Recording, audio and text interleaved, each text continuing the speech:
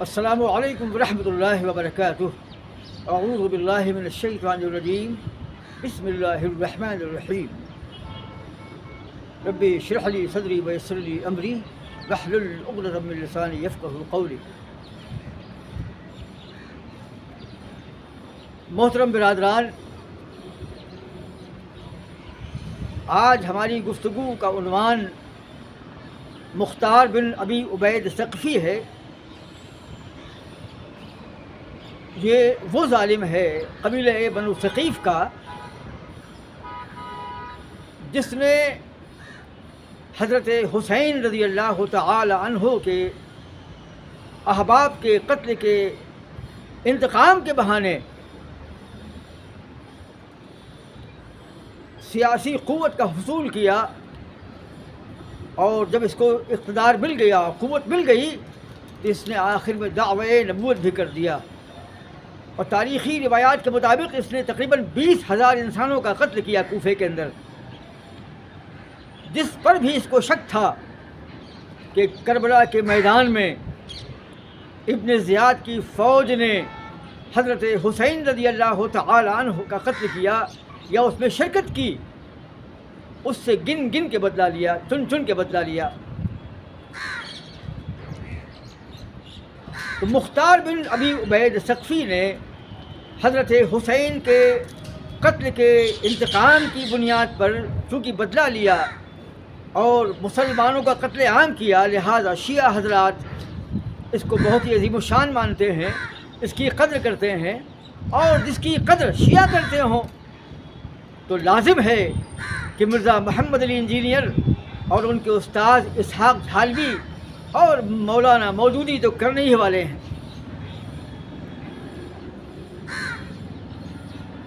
شیخ ابو یحییٰ نور پوری نے ایک بہت ہی طویل اور بہت ہی شاندار ویڈیو مختار بن ابی عبید ثقفی سے متعلق بنایا ہے، اور اس میں بڑی تفصیل سے ان تمام دلائل و شواہد کو قلم بند کیا ہے جو اس امر پر دلالت کرتے ہیں کہ حجاج بن یوسف اور مختار بن ابی عبید ثقفی یہ ملت اسلامیہ کے جو بدترین ظالم و سرکش انسان تھے۔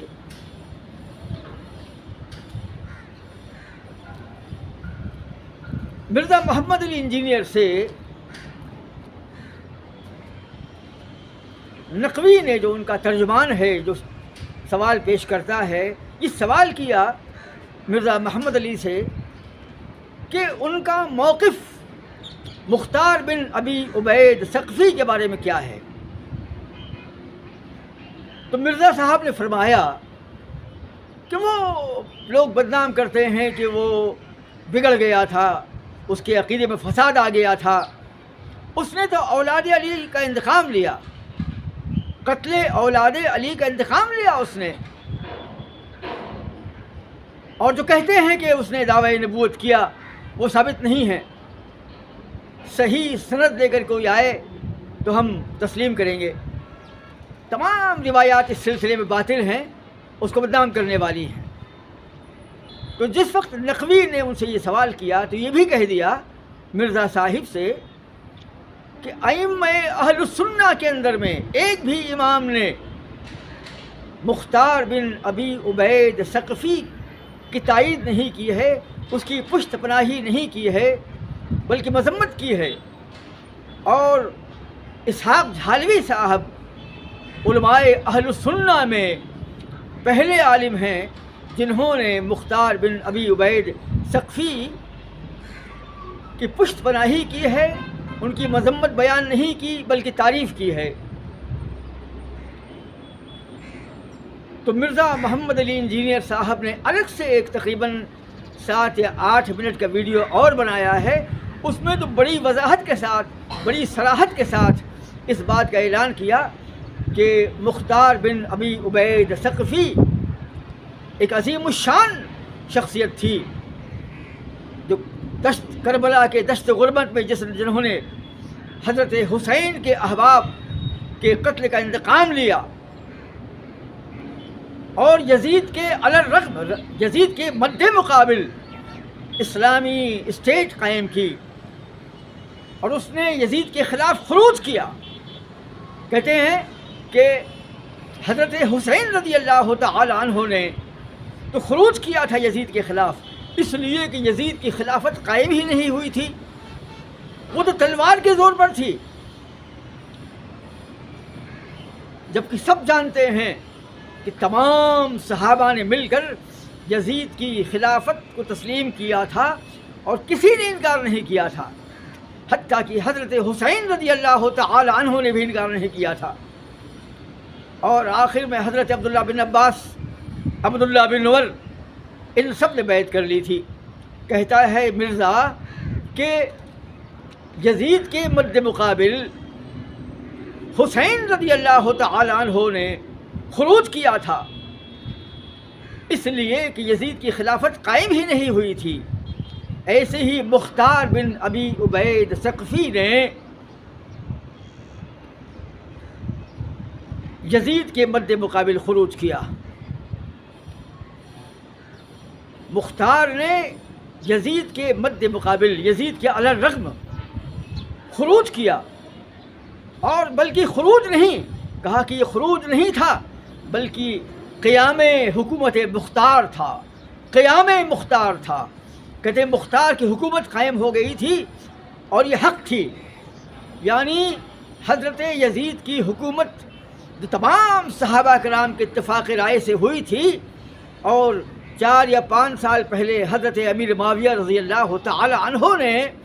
تمام صحابہ کرام سے ولی عہدی اور جانشینی کی بیعت لے لی تھی بہت پہلے، 4-5 سال پہلے. اور حضرت امیر معاویہ کے انتقال کے وقت تو تمام صحابہ، تمام ائمۃ المسلمین، صحابہ و تابعین، تبع تابعین اور امہات المومنین سب نے بیعت کر لی تھی. تو جس یزید کی بیعت پر تمام صحابہ اور امہات المومنین اور تابعین، تبع تابعین، محدثین، ائمۃ المسلمین نے اتفاق کر لیا تھا، اس کی حکومت کو کہتے ہیں کہ وہ تلوار کے زور پر تھی. یعنی حضرت امیر معاویہ نے تلوار کے زور کی بنیاد پر اپنے بیٹے یزید کو ولی عہد بنایا تھا. تو جو حکومت حضرت یزید کی تمام صحابہ کے اتفاق رائے سے ہوئی تھی، اس کو تو ظلم کی، بربریت کی بیعت مانا اور کہا کہ وہ حکومت اور وہ خلافت قائم ہی نہیں ہوئی تھی. البتہ مختار نے یزید کے خلاف جو خروج کیا تھا، مختار نے خون حضرت حسین کا انتقام لیا، تو یہ حکومت جو ہے یہ خروج نہیں تھا بلکہ قیام مختار تھا، قیام حکومت مختار تھا. اتنا بڑا ظلم، اتنا بڑا فساد اس نے اپنے منہ سے ظاہر کیا. تو مختار بن ابی عبید ثقفی ایک ایسی شخصیت ہے کہ جس کے بارے میں تمام ائمہ و محدثین اور مورخین اور شارحین حدیث نے حدیث مسلم اور حدیث بخاری اور حدیث احمد بن حنبل کی روشنی میں نام لے لے کر کے اس کو کذاب قرار دیا. مختار بن ابی عبید ثقفی کے بارے میں کہا کہ اللہ کے رسول کے حدیث کا مصداق یہی مختار کذاب ہے. تمام ائمہ نے، ہم انشاءاللہ تقریباً 20 یا 15 یا 20 شارحین حدیث اور ائمۃ المسلمین اور مورخین و محدثین اور ائمہ کے اسماء گرامی گنوائیں گے انشاءاللہ، جنہوں نے مختار کو کذاب قرار دیا کہ مختار کذاب تھا اور اس نے دعوی نبوت کیا. تمام شارحین حدیث نے حدیث مسلم کو نقل کرنے کے بعد میں اس کی وضاحت میں اس کا نام لے کر کے یہ کہا کہ وہ کذاب تھا، دعوی نبوت کرنے والا تھا. حتیٰ کہ خاندان اہل بیت میں حضرت امام باقر رضی اللہ تعالی عنہ کی دلیل بھی ہم پیش کرنے والے ہیں انشاءاللہ. یہ مسلم کی حدیث ہے اور حضرت اسماء بنت ابی بکر صدیق رضی اللہ تعالی عنہا اس کی راویہ ہیں. فرماتی ہیں کہ اللہ کے رسول نے فرمایا کہ قبیلہ ثقیف میں دو ہوں گے، ایک تو کذاب اور دوسرا مبیر۔ اور اس حدیث کی وضاحت میں امام نووی نے شرح مسلم میں فرمایا ہے کہ تمام امت کے علماء اس بات پر متفق ہیں کہ اس حدیث میں بیان کردہ پہلے حصے کا مصداق مختار بن ابی عبید ثقفی ہے اور دوسرے کا مصداق جو ہے حجاج بن یوسف ہے۔ یعنی مختار بن ابی عبید ثقفی نے دعوی نبوت کیا تھا، اسی لیے تمام شارحین حدیث نے اس کو کذاب قرار دیا۔ اپنی اپنی احادیث کی شروح میں، اپنی اپنی کتابوں کی شروح میں، تفسیرات میں نام تک لکھ دیا، لیکن مرزا محمد علی انجینئر کو اور اسحاق جھالوی کو یہ دکھتا ہی نہیں کہ ائمہ و محدثین نے حدیث نقل کرنے کے بعد میں مختار بن ابی عبید ثقفی کو دجال اور کذاب قرار دیا، دعوی نبوت کرنے والا قرار دیا، لیکن وہ ماننے کو تیار نہیں۔ کہتے ہیں کہ دلیل لاؤ۔ ہم نے دلیل تلاش کی، ہمیں کوئی دلیل نہیں ملی، تمام دلائل کمزور ہیں اور خرافات میں ہیں۔ تو امام نووی نے بڑی وضاحت کے ساتھ جو ہے تمام ائمہ بلکہ جمہور کا اتفاق قلم بند کیا ہے، اور حضرت امام نووی نے کسی ایک راوی سے سن کر نہیں بلکہ مکمل تحقیق اور تدقیق کے بعد میں اس امر کا اعلان کیا اپنی شرح مسلم میں، جو حدیث اسماء بنت ابی بکر صدیق رضی اللہ تعالی عنہا بیان ہوئی ہے۔ اس کے بعد امام فسوی نے اپنی کتاب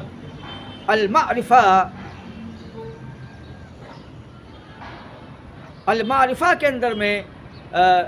المعرفہ والتاریخ میں جو ہے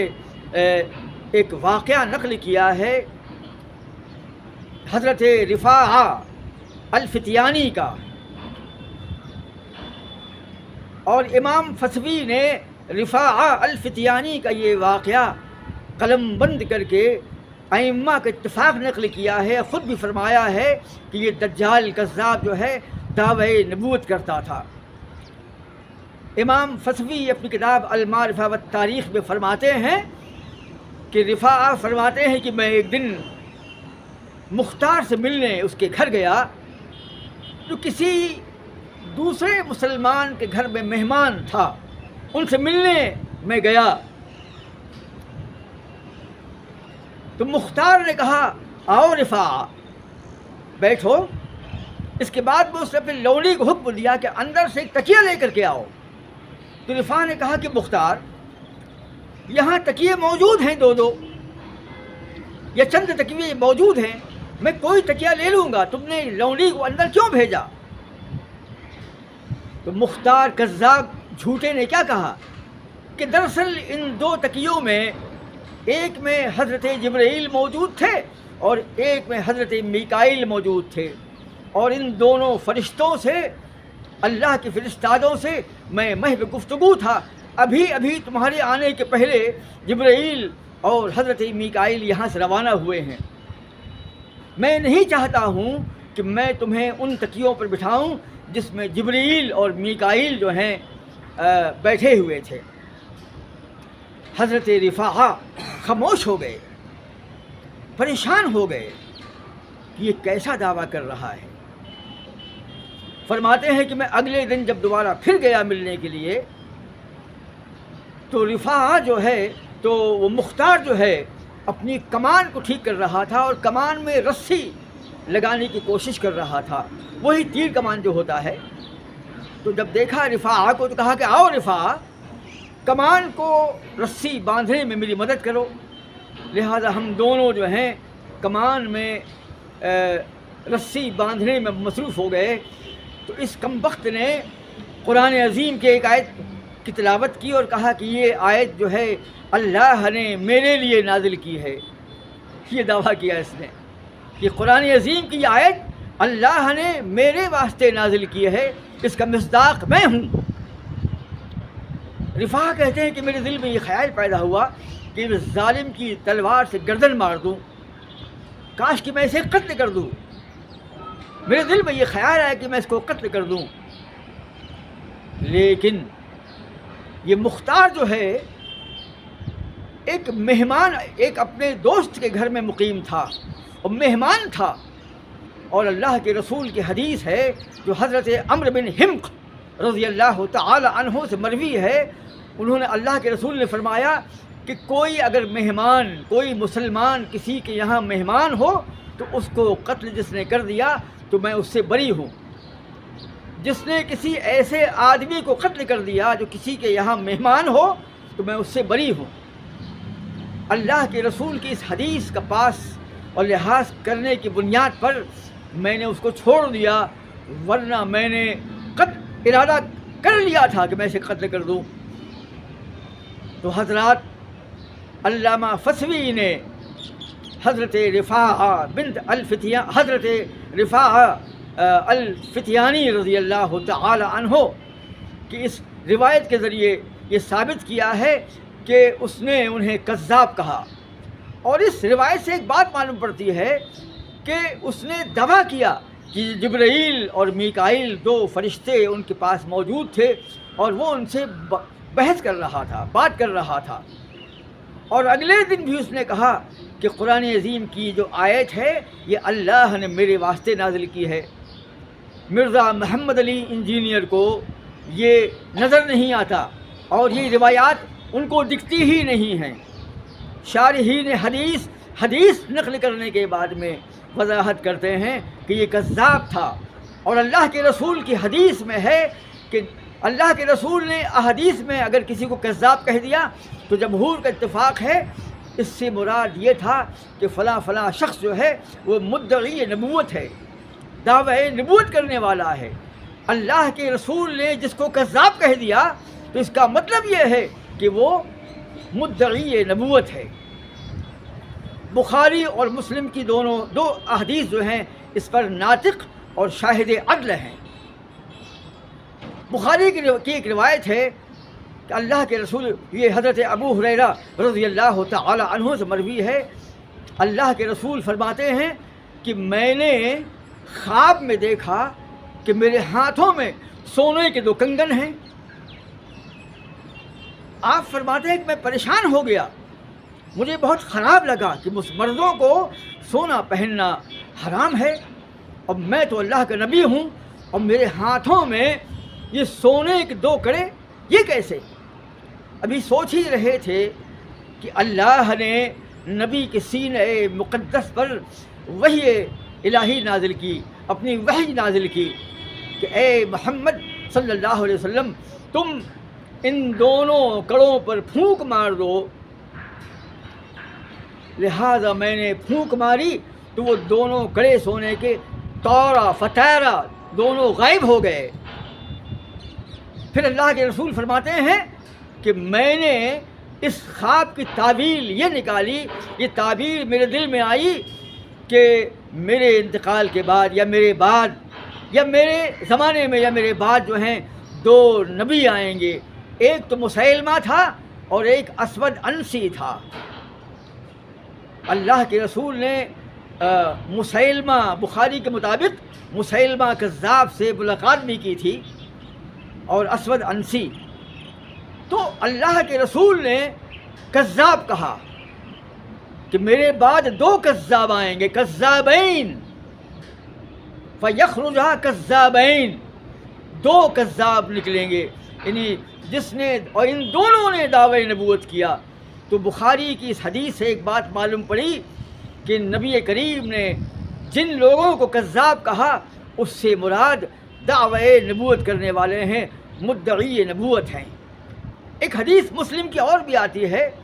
کہ نبی کریم نے ارشاد فرمایا کہ لا تقوم الساعۃ،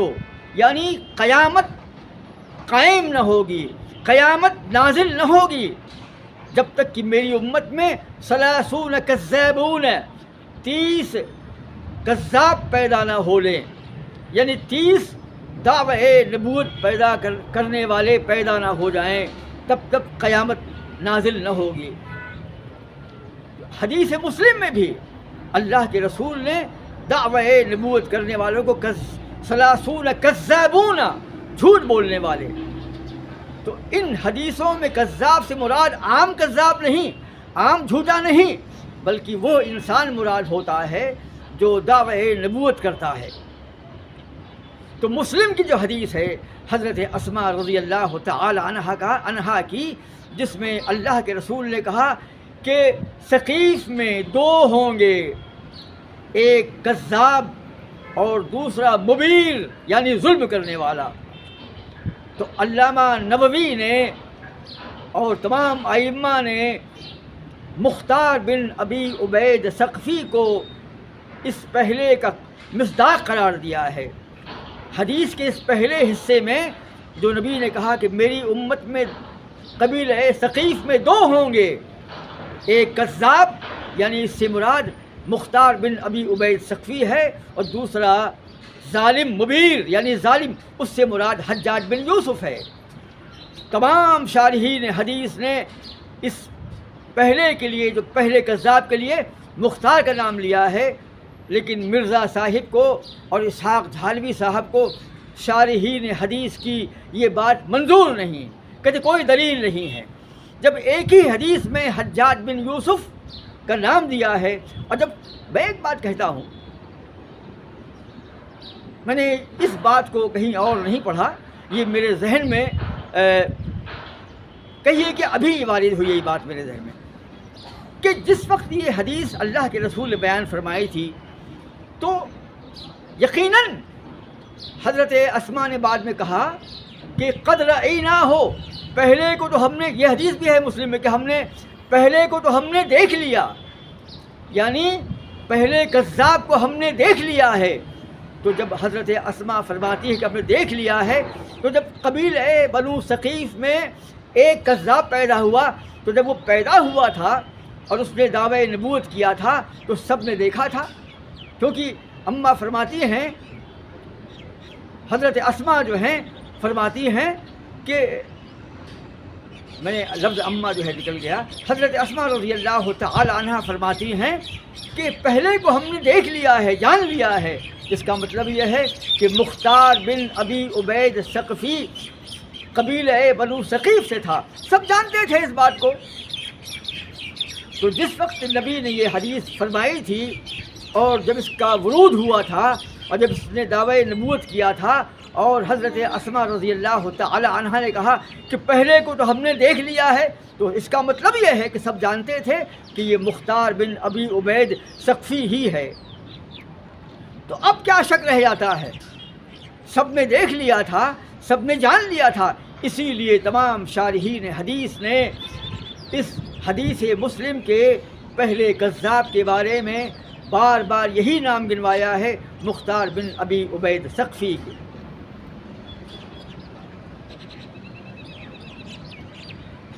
اس کے بعد جو ہے حافظ ابن کثیر جو ہیں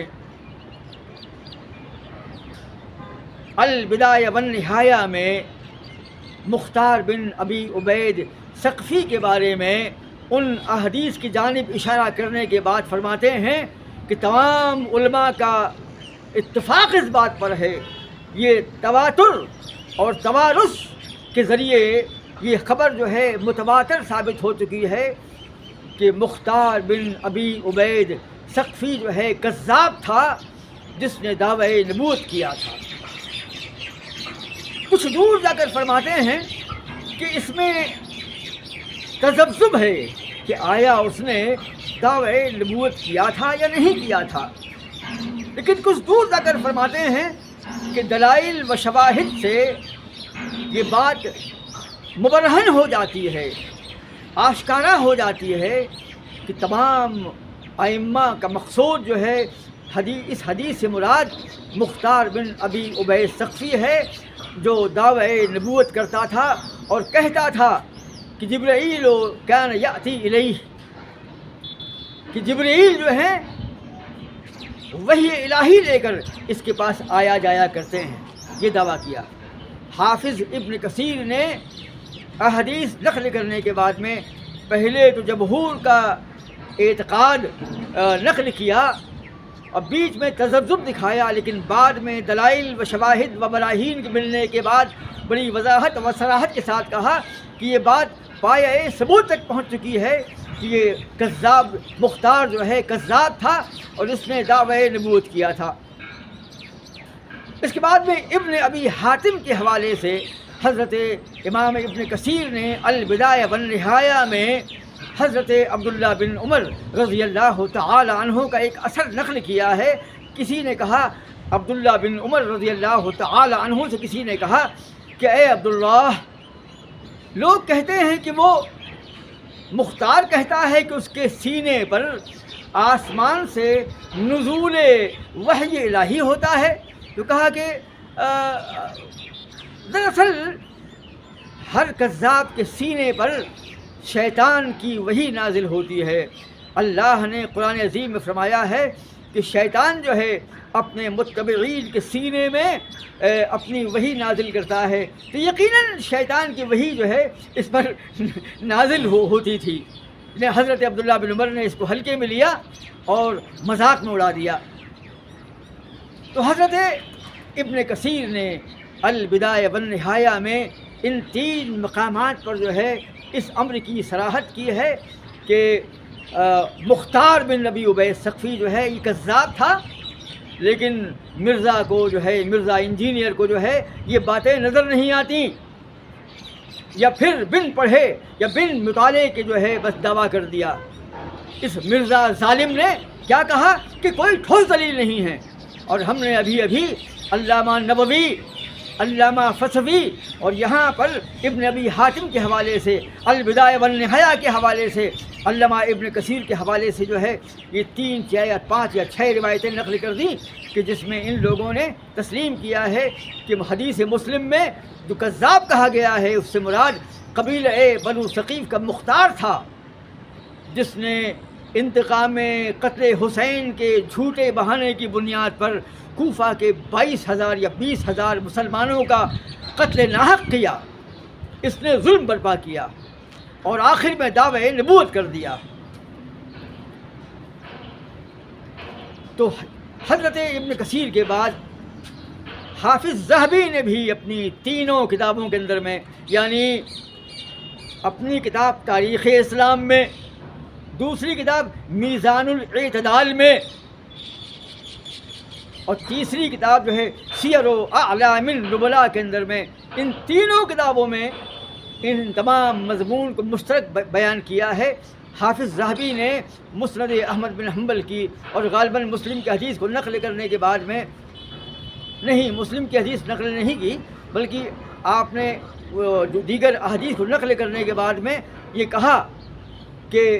مختار نے، کذاب نے دعوی نبوت کیا، یہ مردود کذاب تھا، جھوٹا تھا، یعنی آپ نے اس کو کذاب قرار دیا۔ علامہ احمد بن حنبل نے اس کو کذاب قرار دیا، حافظ ذہبی نے جو ہے اس کو کذاب قرار دیا، اور حافظ ذہبی نے یقیناً مسلم کی حدیث نقل کرنے کے بعد اس بات کی وضاحت کی، صراحت کی ہے۔ یوں ہی آپ نے میزان الاعتدال میں بھی کہا کہ وہ دعویٰ کرتا تھا کہ اس پر وحی نازل ہوتی ہے، جبرائیل کا آنا جانا ہے، اور وہ کذاب تھا۔ آپ نے اس کتاب میں بھی اس کو کذاب کہا، اور سیر و اعلام النبلاء کے اندر میں بھی اس امر کا اعلان کیا، اس کی وضاحت کی کہ اس نے جو ہے، اس کذاب نے دعوی نبوت کیا اور یہ کہا کرتا تھا کہ جبرائیل اس پر وحی لے کر نازل ہوتے ہیں۔ تو اس طریقے سے حافظ ذہبی نے اپنے تینوں کتابوں کے اندر میں حدیث مسلم اور مسند احمد بن حنبل،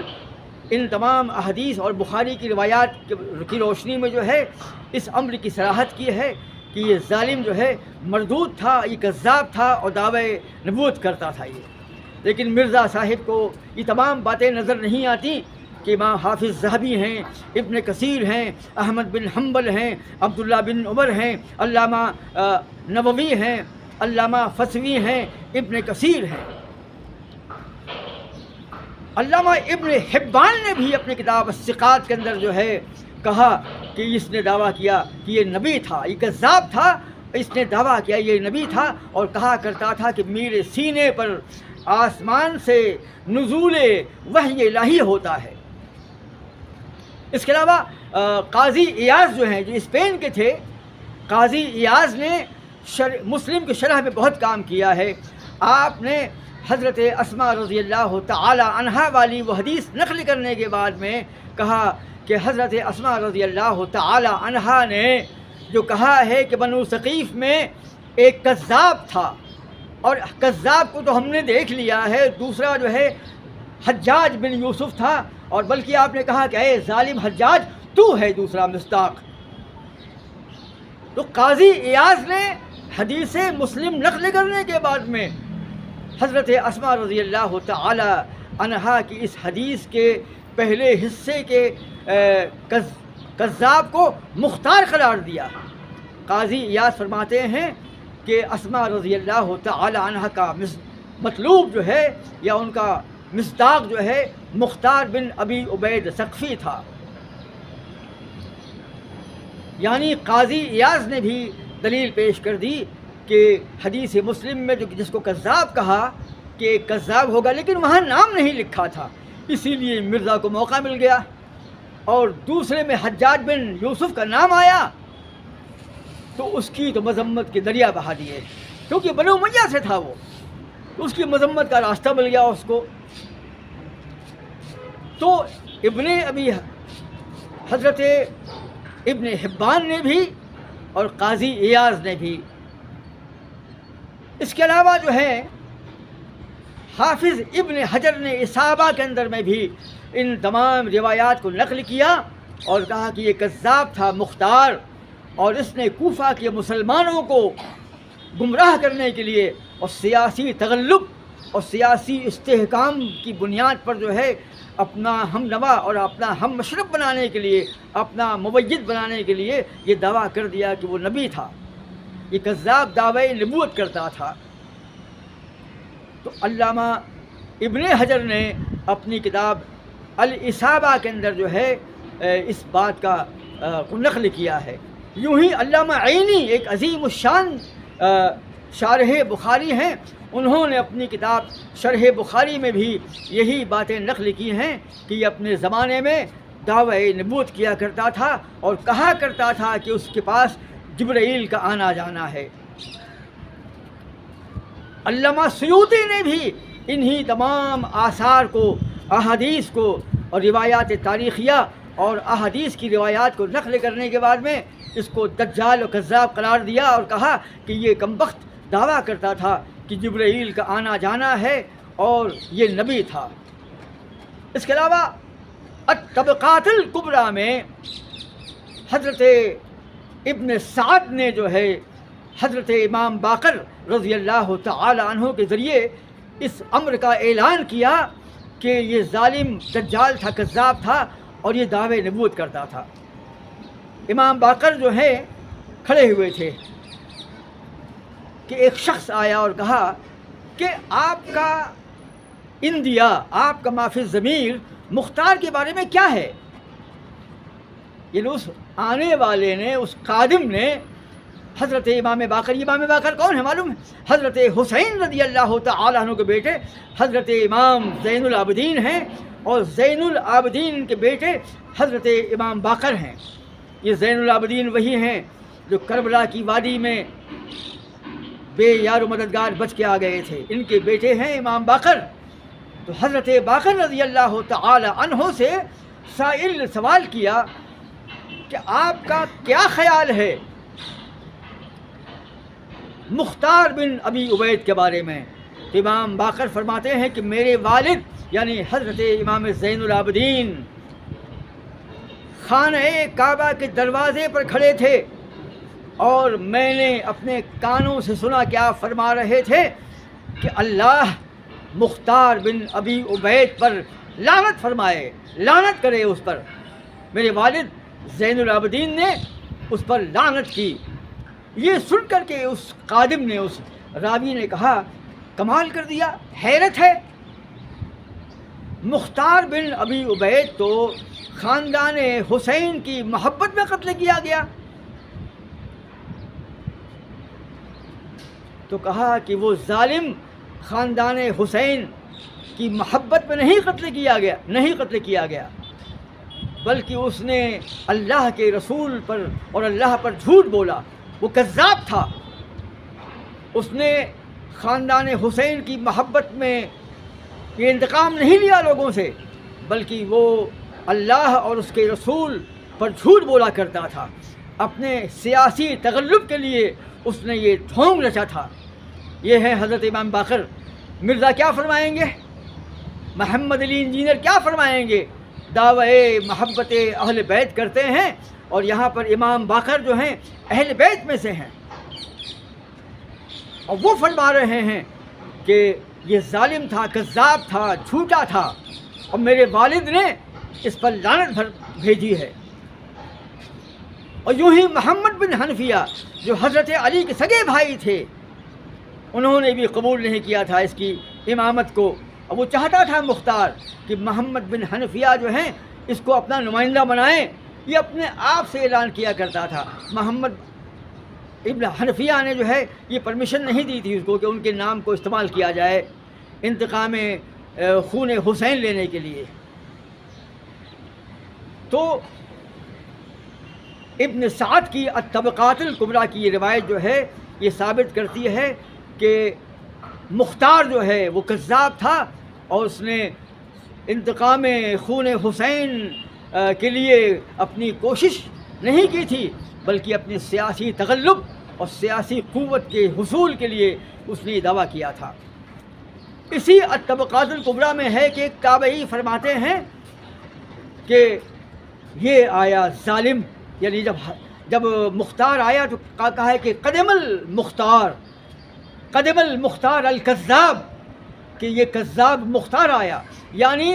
اس کے زمانے میں یہ کذاب کا لقب جو ہے اس سے جڑ گیا تھا. جس طرح ہم نے بھی کہا نا آپ سے کہ بخاری اور مسلم میں اور تمام احادیث میں اور تمام تاریخی کتاب کے اندر میں کتابوں میں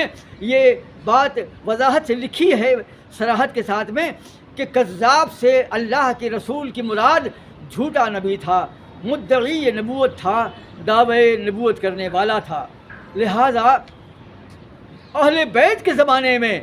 تمام تابعین جو ہیں اس کو کذاب بولتے تھے، اور محدثین نے، شارحین نے جہاں جہاں روایات تاریخیہ اور روایات احادیث کو نقل کیا ہے وہاں پر مختار کے نام کے ساتھ جو ہے کذاب لکھ دیا ہے. الطبقات الکبریٰ میں اس تابعی جو جس وقت مجھ کو نام یاد نہیں آ رہا کہتے ہیں کہ قدم المختار الکذاب، کذاب جھوٹا جو ہے مدعی نبوت کذاب مختار آیا. ایک اور الطبقات الکبریٰ کی روایت ہے جس میں یہ ہے کہ ایک تابعی کا انتقال ہو گیا تھا، تو انہوں نے یزید بن اسود سے کہا تھا کہ میری نماز وہی پڑھائیں. لہذا جب یہ نماز کے لیے کھڑے ہوئے تو کہا کہ جلدی کرو اس کے پہلے کہ کذاب مختار کذاب آ جائے. یعنی یہاں اس روایت میں بھی جو ہے یہ کہا اس تابعی نے، اسود بن یزید نے، کہ جلدی کرو نماز جنازہ پڑھنے میں، غروب آفتاب سے پہلے نماز جنازہ پڑھ لو، کہیں ایسا نہ ہو کہ وہ کذاب دجال مختار کذاب نہ آ جائے. یعنی تابعین کے زمانے میں، تبع تابعین کے زمانے میں اور اہل بیت کے زمانے میں، خود ائمہ اہل بیت کے زمانے میں جو ہے عام طور سے اس جھوٹے کو کذاب کہا گیا ہے. اور ابھی میں نے ایک روایت نقل کی ہے غالباً قاضی ایاس کے حوالے سے. وہ قاضی ایاس تو فرماتے ہیں کہ حضرت اسماء رضی اللہ تعالی عنہا کا مصداق یہ مختار ہے. یعنی حدیث کی وضاحت میں جو کہا تھا کہ ایک کذاب ہوگا تو کہا کہ اس کذاب سے مراد حضرت اسماء رضی اللہ تعالی عنہا کی مختار بن ابی ابی ثقفی ہے. تو اس طریقے سے بڑے بڑے محدثین نے، لیکن مرزا صاحب جو ہیں بیہقی کی ایک روایت پیش کرتے ہیں کہ کہتے ہیں کہ عبداللہ بن عمر جو ہیں خشبیوں کے پیچھے نماز پڑھا کرتے تھے اور خشبیوں کو سلام کیا کرتے تھے. اور مرزا کا کہنا ہے کہ خشبی سے مراد ہے مختار بن ابی عبید ثقفی کے ماننے والے، اس کی امت، اس کی ملت یا اس کے متبعین، اس کے پیروکار. تو بیہقی کی اس روایت کو پیش کیا ہے. کس نے؟ مرزا نے. اور کہا کہ یہ روایت صحیح ہے، اور اس روایت میں عبداللہ بن عمر خشبیوں کے پیچھے نماز پڑھا کرتے تھے،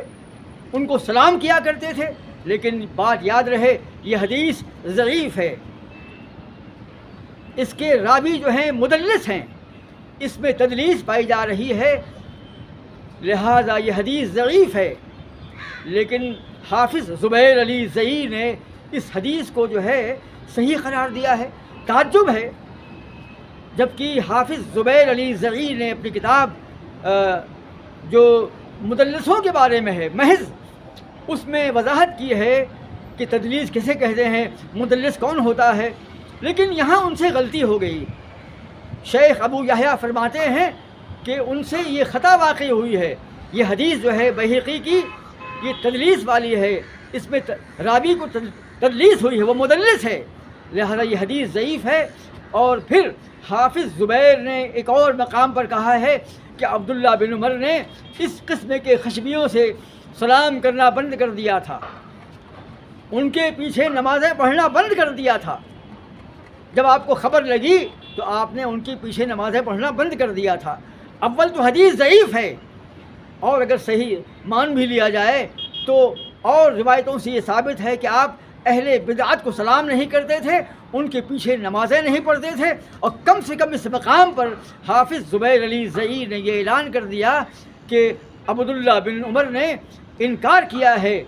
خشبیوں کے پیچھے نماز پڑھنے کا. بعد میں بند کر دیا تھا، سلام کرنا بند کر دیا تھا، ان کی اقتداء میں نماز پڑھنا بند کر دیا تھا. تو حضرات، آپ نے دیکھا کہ 15-20 محدثین، شارحین اور علماء اور تابعین، تبع تابعین، محدثین اور اتنے عظیم ترین محدثین اور مورخین کی روایات کی روشنی میں جو ہے ہم نے ثابت کر دیا کہ مختار بن ابی ابی ثقفی جو ہے اس نے دعوی نبوت کیا تھا، اور تمام علماء نے اس کو کذاب تسلیم کیا ہے. اور حدیث مسلم میں جو حضرت اسماء رضی اللہ تعالی عنہا سے مروی ہے، اس میں جو کذاب جس کو کہا ہے، کذاب سے مراد یہ مختار بن ابی ابی ثقفی ہے. مختار بن ابی ابی ثقفی کی لمبی تاریخ ہے، اتنے سے خطبے میں یہ ممکن نہیں، کبھی مستقبل وقت ملا انشاءاللہ تو ہم جو ہیں اس کو بیان کریں گے. حضرات، ہم تمام ناظرین و شاہدین سے گزارش کرتے ہیں کہ ہمارے چینل کو سبسکرائب کریں اور شیئر کریں.